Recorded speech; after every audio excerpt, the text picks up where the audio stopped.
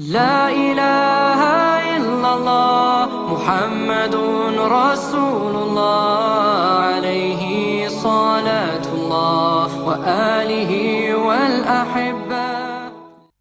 Ada dua kitab besar yang jadi pegangan fi ilmil hadis di hadis, yaitu Bukhari Muslim.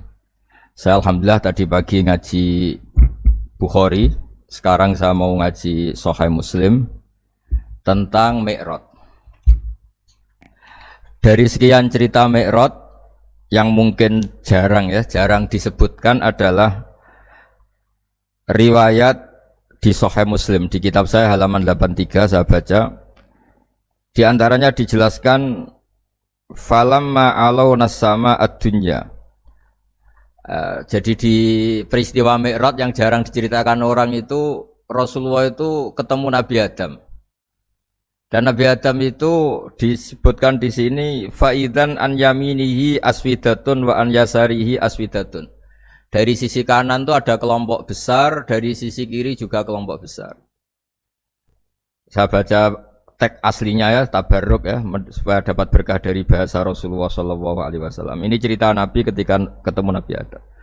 Fa idza nazara qibala yaminih dhakhika wa idza nazara qibala shimalih baka. Nabi Adam ketika melihat ke kanan tuh senyum-senyum, senang sekali. Tapi kalau melihat ke kiri itu nangis. Lalu Rasulullah SAW tanya ke malaikat Jibril, itu siapa? Itu Adam. Dan yang kelompok di kanan itu ahli surga. Maka beliau kalau melihat senang sekali, dan kalau yang di kiri itu ahli neraka, kalau beliau melihat itu susah sekali. Artinya apa? Betapa susahnya jadi Nabi Adam itu. Jadi kalau misalnya ada koruptor ketangkep gitu ya, yang nangkep ya cucunya, yang ditangkep juga cucunya. Kalau kita punya anak 10 itu, terus yang satu misalnya nyuri milik temannya, milik saudaranya itu, sing naboi ya anaknya, yang ditaboi juga anaknya. Kayak apa tersiksanya seorang Nabi Adam? Karena nggak punya pilihan, pasti dari sekian kasus dolim dan mazlum, yang mendolimi maupun yang didolimi itu pasti anak cucunya. Jadi betapa susahnya seorang Nabi Adam. Jadi termasuk kearifan kita sebagai manusia itu belajar dari takdir yang kita hadapi, yaitu keterbatasan kita sebagai manusia.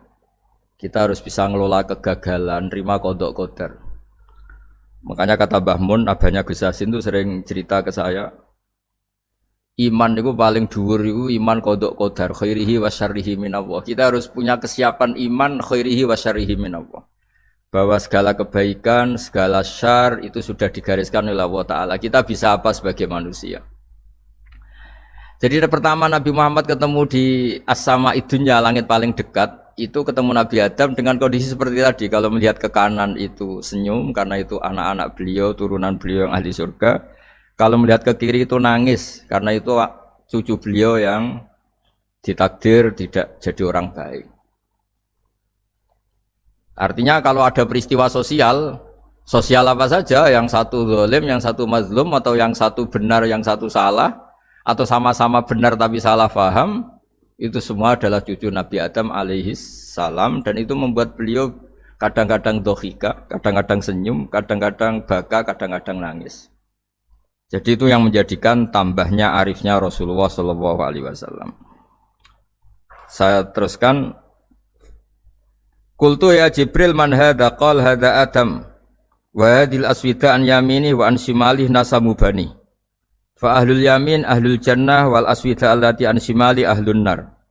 Fa idza nazara qibala yamini dhahika wa idza nazara qibala shimalihi baka. Itu seperti misalnya kita punya anak 5, yang satu sukses jadi profesor doktor atau jadi orang alim, yang satu sekolah saja agak naik, misalnya sudah agak naik, entekno dunya itu nghabiskan harta itu kan. Tapi barokahnya itu mungkin kita mau jadi sombong tidak jadi gitu, karena punya anak yang enggak sukses. Mungkin barokahnya punya anak enggak sukses itu meredam keangkuhan kita, terus kita menjadi orang yang sopan dengan tetangga, dengan orang lain, karena dipaksa punya hal-hal yang seperti itu. Jadi semua yang ditakdir Allah, kalau kita ridho itu pasti baik. Karena ya kata yang ngarang kitab hikam itu, orang tawaduk itu kalau dinasihati pakai teks saja tidak cukup. Kalau punya utang itu tawaduk sendiri gitu. Guyonannya orang-orang kiai gitu. Ada orang sombong, supaya ada sombong kalau dia ketemu orang yang ngutangin tuh pasti sopan sendiri. Jadi kalau dinasehati suruh sopan susah, tapi kalau ketemu orang yang ngutangin atau ketemu orang yang dia butuh pasti dengan sendirinya sopan sendiri. Atau ketemu orang yang menjadikan anaknya dapat pekerjaan, menjadikan keluarganya dapat job pekerjaan, pasti dia sopan sendiri karena utang jasa. Nah kalau kita pasti sopan sama orang yang ngutangi kita, yang menolong kita, apalagi dengan Allah Ta'ala yang semua yang kita pakai pasti dari Allah Ta'ala. Dengan demikian sudah keharusan kita sangat-sangat sopan pada Allah Ta'ala.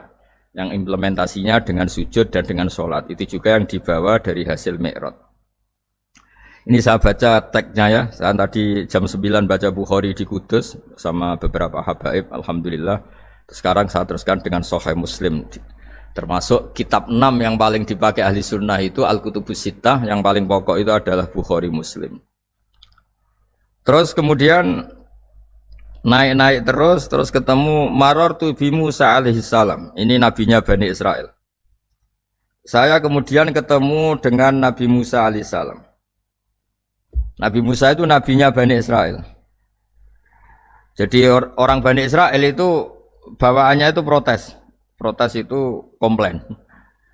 Ketika makomnya beliau dilewati Rasulullah SAW, kelas beliau sebagai nabi, beliau nangis. Ketika nangis ditanya, "Ma yubkika, kenapa engkau nangis ya Musa?" Terus ini saya baca supaya seperti teksnya.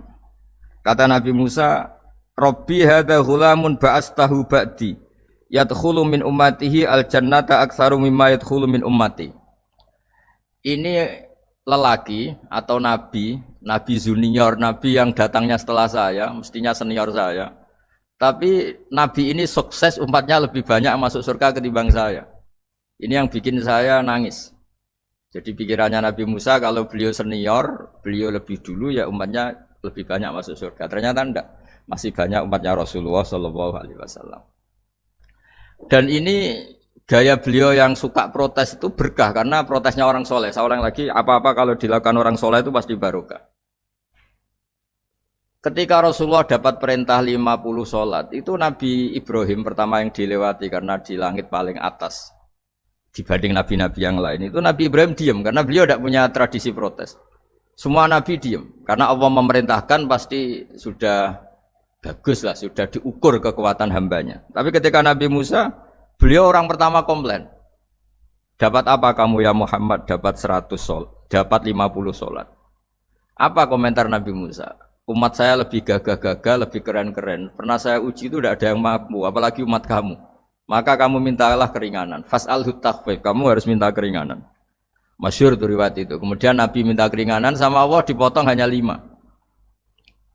5 masih 45, dipotong lagi 5 masih 40 sampai 9 kali pemotongan, akhirnya jadi 5 sholat. Itu satu menjadi pelajaran bahwa hubungan dengan Allah Ta'ala itu tidak perlu malu, karena Allah itu suka kalau dimintain. Mestinya kan dipotong 5 minta lagi sungkan, dipotong lagi 5 minta lagi sungkan, tapi ternyata berkali-kali. Bahkan ketika sudah 5 itu Nabi Musa masih bilang, "Ya Muhammad minta lagi keringanan." Jadi kalau itu dikabulkan tuh jadi tidak ada sholat itu kalau 5 masih minta. Nah, sampai Rasulullah itu tanya ke Jibril, "Ya Jibril, bagaimana dengan gaya komplainnya Nabi Musa?" Hiddah itu sering komplain. Jawabnya malaikat Jibril, "Ya roh hiddata." Allah tahu betul tentang komplainnya Musa dan Allah senang. Ya karena bawaan beliau begitu. Ini penting saya utarakan bahwa dalam Islam itu orang yang lemah lembut, yang samahah, Allahun halim kayak Nabi Ibrahim itu juga Allah suka. Yang suka komplain tapi demi hak, bukan demi konflik. Saya ulang lagi, demi hak bukan demi konflik, juga Allah suka. Itu kita menjadi dapat sholat yang hanya 5, itu barokahnya komplainnya Nabi Musa. Karena kita yang lemah ini diukur dengan umat beliau yang kuat, ternyata umat beliau tidak kuat. Barokahnya tidak kuat itu dipakai tolak ukur, apalagi umatmu ya Muhammad. Kemudian itu yang menjadikan Nabi sebagai orang yang sangat tawaduk, karena yang merintahkan itu senior.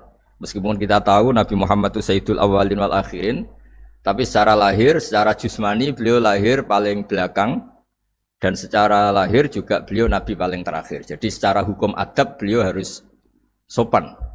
Tentu sopan itu jadi panutan kita. Meskipun kita tahu hakikat beliau adalah Sayyidul Awwalin wal Akhirin. Secara hakikat. Nanti kita bicara lebih jauh tentang jusmani dan ruhani. Nah akhirnya keturutan sampai 5 sholat yang kita lakukan sekarang itu barokahnya komplainnya Nabi Musa. La ilaha illallah Muhammadun Rasulullah alaihi salatullah wa alihi wal